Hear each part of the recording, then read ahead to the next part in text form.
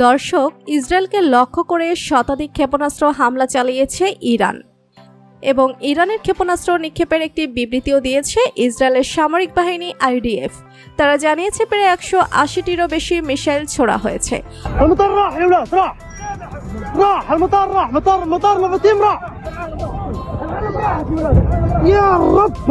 অনেক মিসাইল ভূপাতিত করা হয়েছে, তার মধ্যে এবং দক্ষিণাঞ্চলে কিছু আঘাতের ঘটনাও ঘটেছে।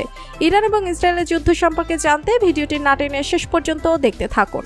ইসরায়েলের স্বাস্থ্যকর্মীরা জানিয়েছে ইরানের হামলায় তেল আবিবের অন্তত 2 জন কিছুটা আহত হয়েছে। সম্প্রতি হামাস, হিজবুল্লাহ এবং ইরানের সিনিয়র কমান্ডো হত্যার জবাবে এই মিসাইল হামলা চালানো হয়েছে বলে জানিয়েছে ইরানের রেগুলেশনারি গার্ড। তারা জানিয়েছে ইসরায়েল যদি এই হামলার জবাব দিতে আসে তাহলে আমরা আরও ভয়ঙ্করভাবে জবাব দিব। যুক্তরাষ্ট্র জানিয়েছে তারা ইরানের ক্ষেপণাস্ত্র ধ্বংস করার জন্য তারা ইসরায়েলকে সহায়তা করেছে। অন্যদিকে যুক্তরাজ্য বলছে ইরান এবং ইসরায়েল যুদ্ধে ইসরায়েলকে সহায়তা করছে ব্রিটিশ সৈনিকরা।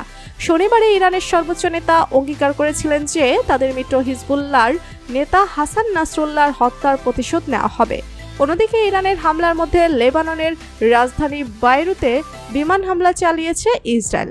যদিও এই ব্যাপারে আলোচনা করতে বুধবার জাতিসংঘে নিরাপত্তা পরিষদে বৈঠক বসাতে যাচ্ছে। দক্ষিণ লেবাননে ইসরায়েল বাহিনী তাদের বাসায় হিজবুল্লাহর সন্ত্রাসীদের লক্ষ্যবস্তুতে অভিযান চালানোর পর থেকেই ইরান এই মিসাইল চালিয়েছে। গাজা যুদ্ধকে কেন্দ্র করে সীমান্ত এলাকায় বছরের পর বছর সংঘর্ষের পর ইসরায়েল এই অভিযান শুরু করে। তারা জানিয়েছে হিজবুল্লাহর হামলায় সীমান্ত এলাকা থেকে বাঁচানোর জন্য তারা এই আক্রমণ শুরু করেছে। যদিও ইসরায়েল এবং হিজবুল্লাহর মধ্যে দীর্ঘকাল বিবাদ এখন নতুন করে তীব্র হয়ে ওঠার ফলে নতুন করে যুদ্ধ তৈরি হওয়ার সম্ভাবনা করা হয়েছে, যাতে ইরান এবং যুক্তরাষ্ট্র উভয় জড়িয়ে পড়তে পারে। ইরানের ক্ষেপণাস্ত্র হামলার পর অপরিচিত তেলের দাম রাতারাতি বেড়ে গিয়েছে। বিশ্বের তেল উৎপাদনশীল দেশের মধ্যে ইরানের অবস্থান 7ম। ক্ষেপণাস্ত্র হামলার পর তেহরানের রাস্তায় উৎসব করতে দেখা যায় মানুষজনদের।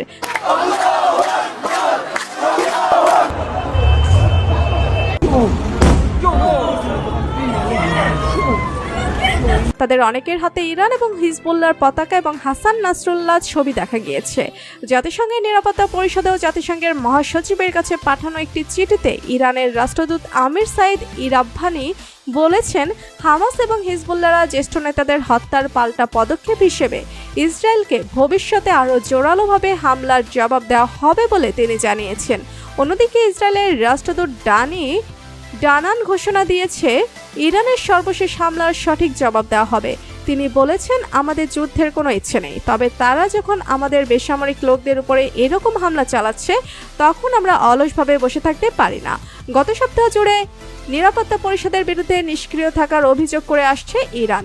দেশটি জানিয়েছে মধ্যপ্রাচ্যে একটি যুদ্ধ শুরু হয়ে যাওয়ার আগে ইসরায়েলের বিরুদ্ধে কঠোর ব্যবস্থা নেওয়া দরকার পরিষদের।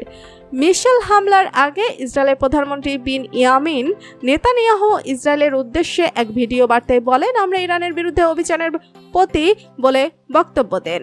অন্যদিকে ওয়াশিংটনে হোয়াইট হাউসে এক সিনিয়র কর্মকর্তা সাংবাদিকদের বলে, ইরান থেকে ইসরায়েলে সরাসরি কোনো হামলা চালানো হলে তার জন্য ইরানকে চরম পরিণতি ভোগ করতে হবে। তো বন্ধুরা, ইরানকে ইসরায়েলের সাথে যুদ্ধে জড়ানো ঠিক হয়েছে? আপনার মতামত জানিয়ে দিন কমেন্ট করে। আর ভিডিওটি ভালো লেগে থাকলে একটা লাইক দিয়ে চ্যানেলটি সাবস্ক্রাইব করুন। ধন্যবাদ।